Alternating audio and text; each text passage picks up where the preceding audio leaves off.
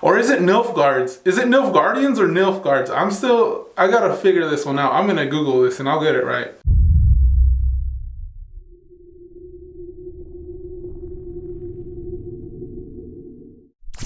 So The Witcher is a Netflix original series based upon some books by a Polish writer, Andrzej Sapkowski. And unbeknownst to me, because I didn't know this, they actually released a series already back in the day, and a film too. And then of course they have the video games, and they have a graphic novel. So they've got some things going already. So it's been tested to be pretty good. So what I thought about this episode. So I thought that this episode started off really slow, but it picked up as, you know, they got the exposition out of the way, because they really had to set up the story.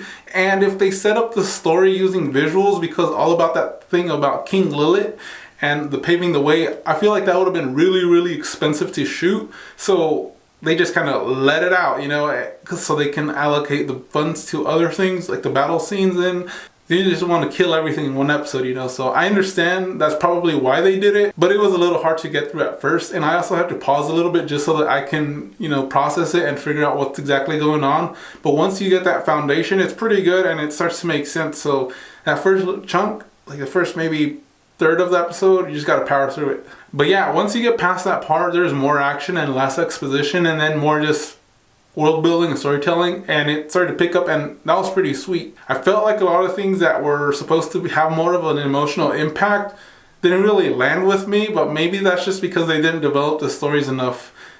The people, like the suicides and all that, I get that they may have tried to be impactful and shown how the kingdom has fallen, but for me it just didn't feel earned per se. You know, the people committing suicide, I wasn't really attached to those characters, except for the guy who chiseled himself with a steak knife. That was grisly. Like, since I haven't read the video games or the books or the graphic novels or any of that, I'm not sure how the narrative is supposed to actually be, or if they included this or where in the story there are, so I can't touch on that. But it seems like they picked a pretty decent spot, which you gotta do because you only got, you know, 8 episodes I think, so you can't really build everything. The battle scene was pretty cool. It got the job done. It let you know what was happening, that the kingdom was gonna fall because the Nilfgaards had way more forces and the king and queen were screwed. Sintra was gonna fall. It was good, it was serviceable. I would have liked a little bit more from it, but the action scene at the end more than made up for it because you got to see Cavill kick some ass. I also liked Renfri's character a lot, and I wish she would have survived, because since they gave her a bit more screen time and got her to develop some more, I was starting to like her character, especially after finding out that she was kicked out and she had to survive.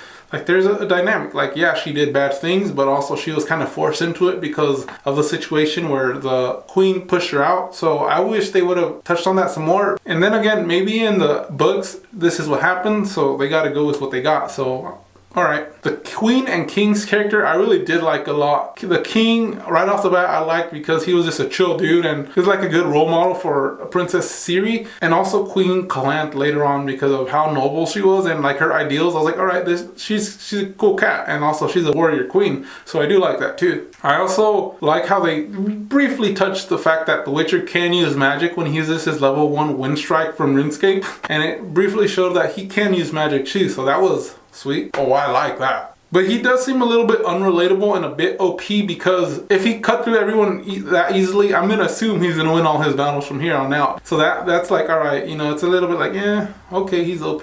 I get it. So he's badass. So I'm really curious to see where this goes, because the last 20 minutes really hooked me. After trotting through the exposition, I was starting to get more engaged, and it started to reel me in a bit and get me interested. So I want to see what happens. I do hope that they bring more monsters in, because it seems like monsters are going to be a big deal. Like they mentioned werewolves and wraiths and other things. So I want to see more monsters, and if so, hell yeah, because I love monsters. So yeah, I would totally recommend this episode. Just power to the exposition. It does get better, and if you like this kind of stuff, if you like fantasy, if you like medieval, if you like adventure stories, this is pretty good. You're gonna like it. So yeah, what do you guys think? Do you guys think that they're gonna show the werewolves? Do you think that the Witcher is gonna get into some trouble later? Have you played the video games? What are those like? Have you read the books? What do you think is gonna happen? Because I'm just going into this dry, so I don't even know what's gonna go on.